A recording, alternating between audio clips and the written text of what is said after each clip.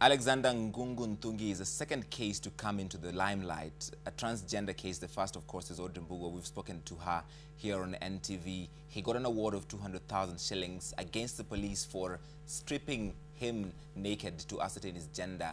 Alexander is now with us, as well as his lawyer Daniel Okabi. Asanteni sana kwa kukuja. Tuanze na wewe. Wewe unafanya kazi gani? Nauza matunda. Wapi? Thika sokoni, Thika Makongeni. Umeuza kwa miaka ngapi? Niko na miaka 8. Miaka 8 kufanya kazi hiyo.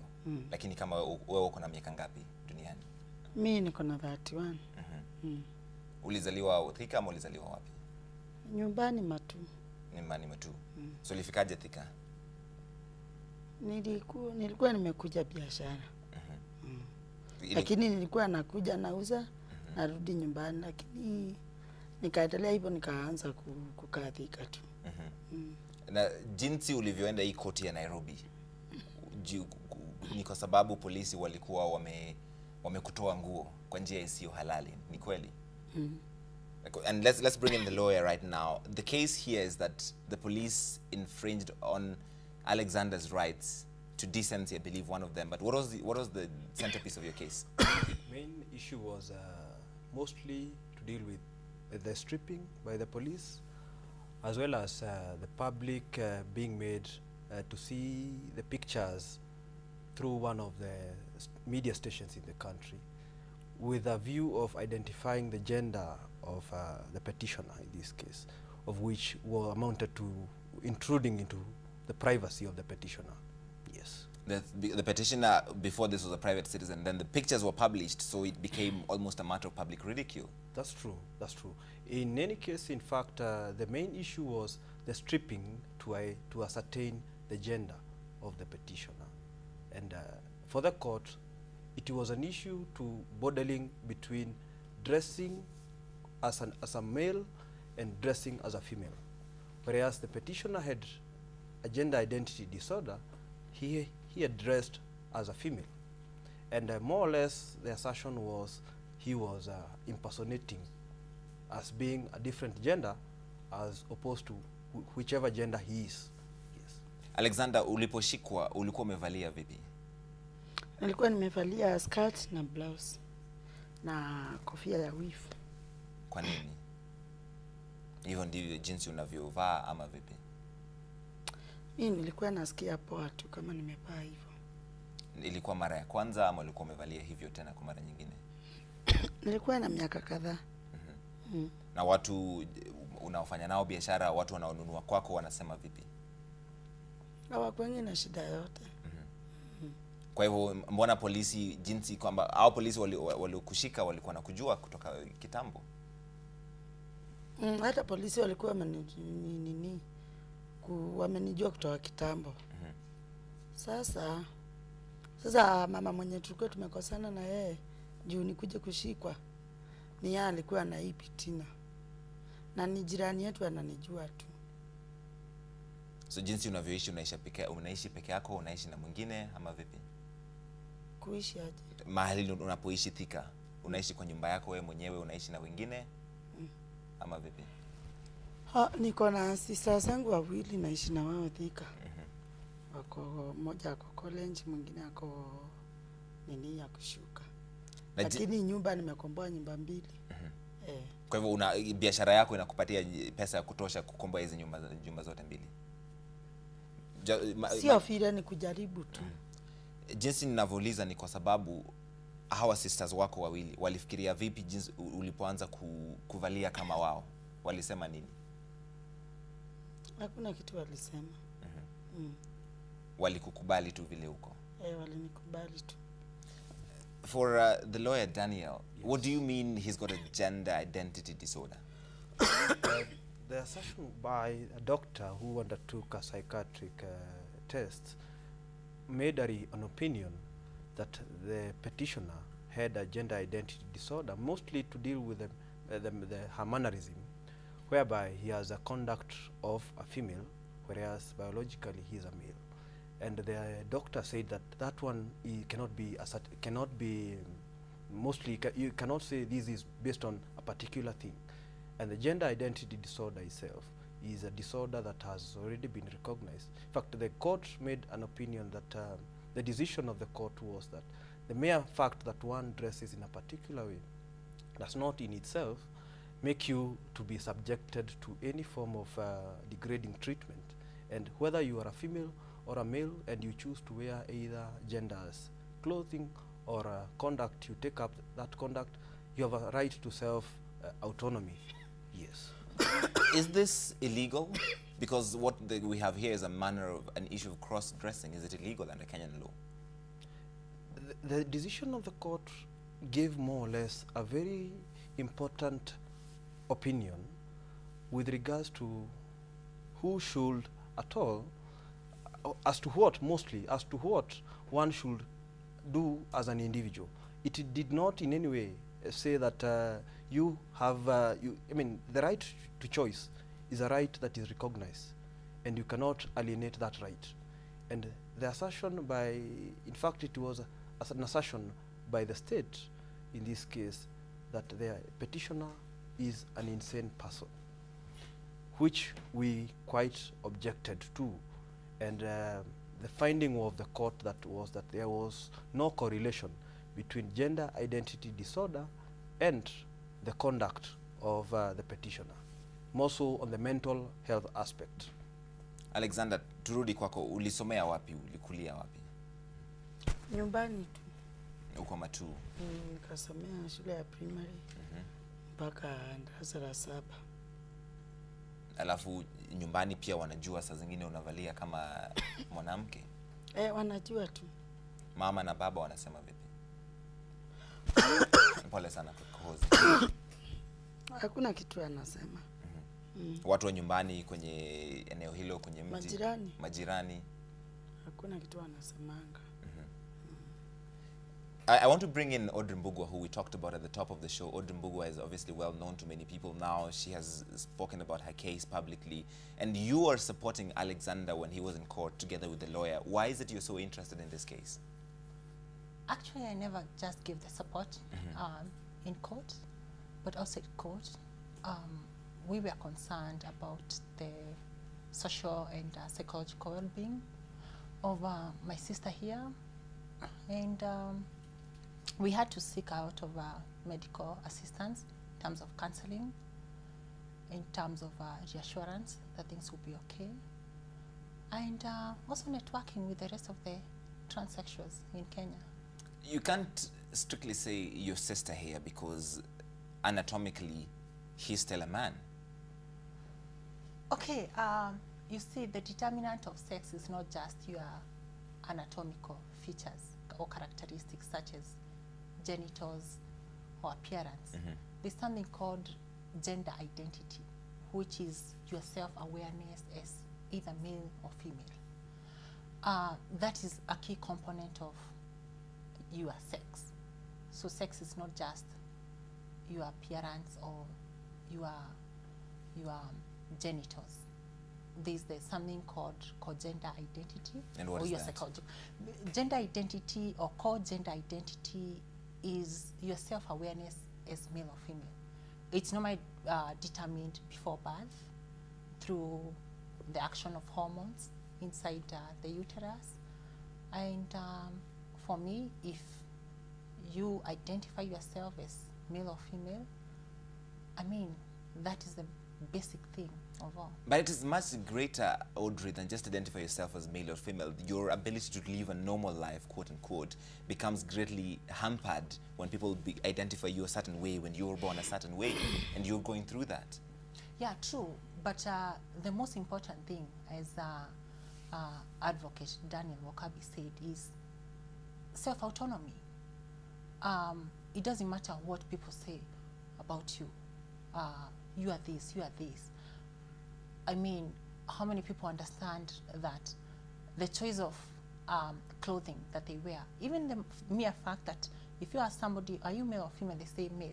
They don't necessarily say they are male because they have maybe a penis or other components of male genitalia. They say that because inside them, they feel they're male, not because of what they have between their legs. Alright. Turudi kwako Alexander. Wewe ni mtu unaenda kanisani ama mahali kama hapo? Ama msikiti ama vipi?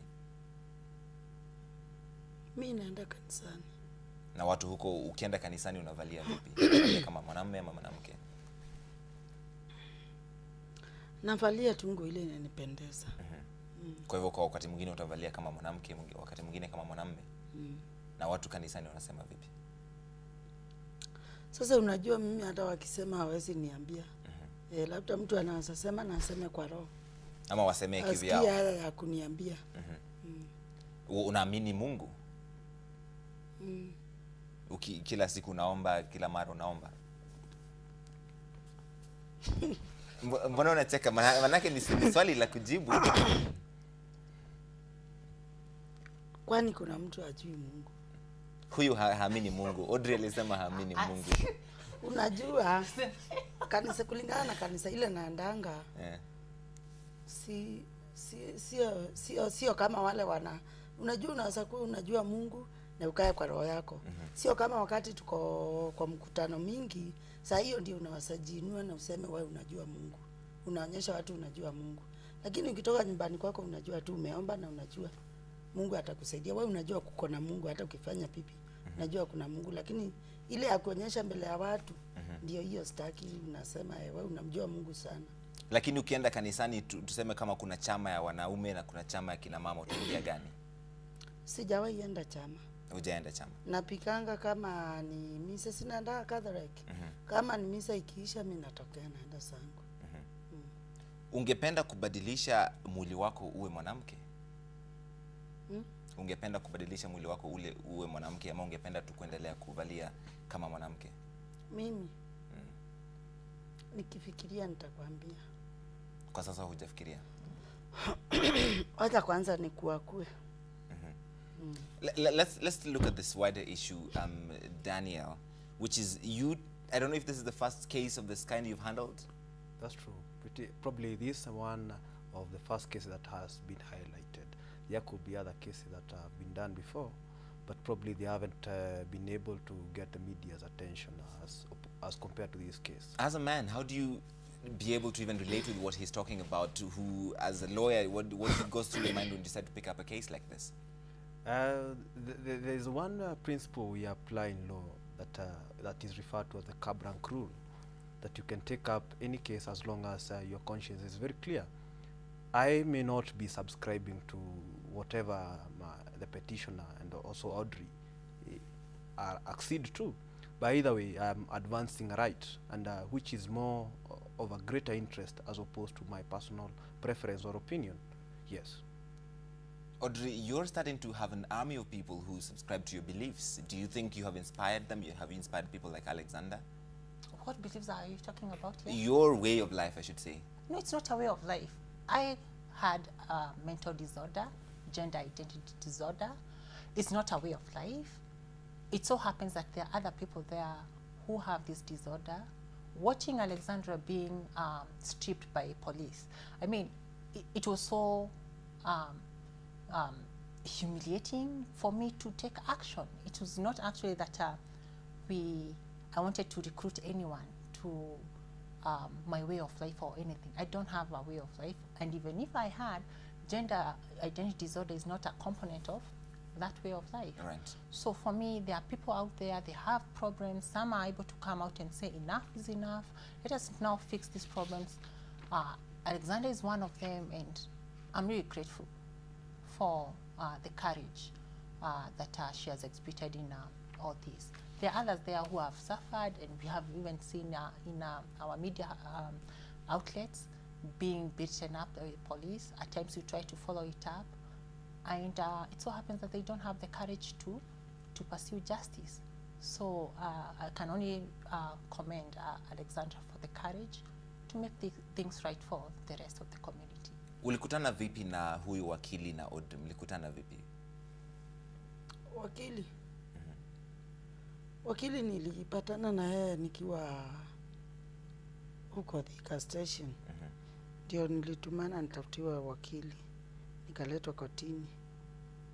Sasa wakati nilitolewa kotini huko Thika, ndio baadaye nikaitwa na wakili, kaniambia kuna mtu ananihitaji. Hata alikuwa ameniambia kuna watu wa human rights wanakuhitaji.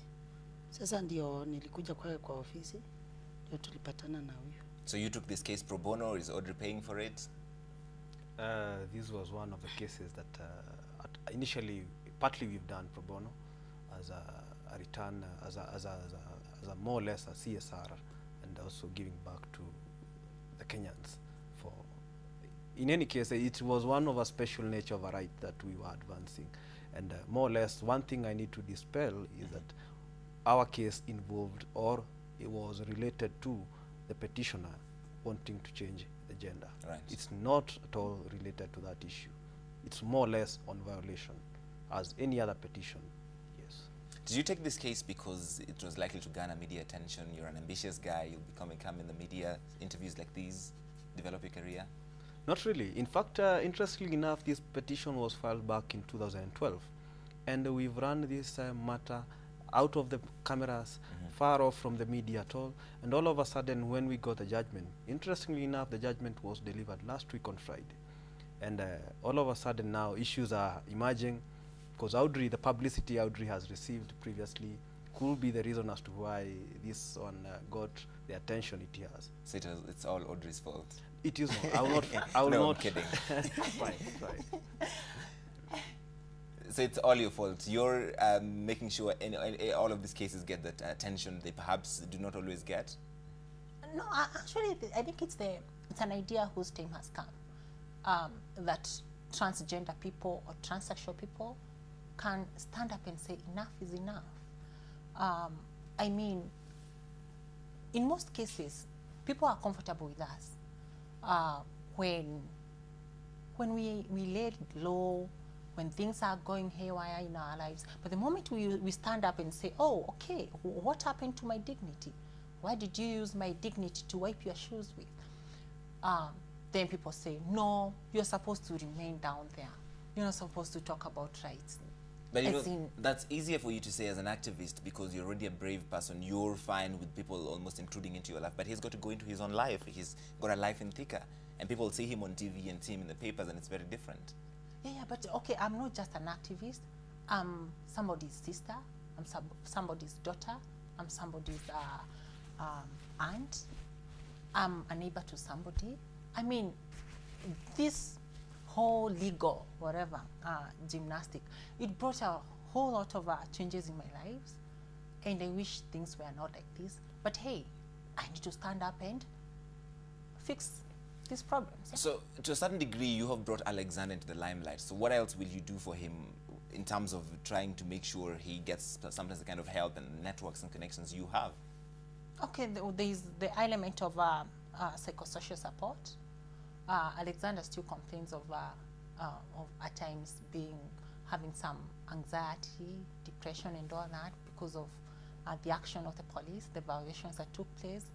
We have to comfort one another, meet regularly, have some tea, you know, look into how the business is going, meet her family and so forth. And also, I appreciate the support that Alexander has also offered me.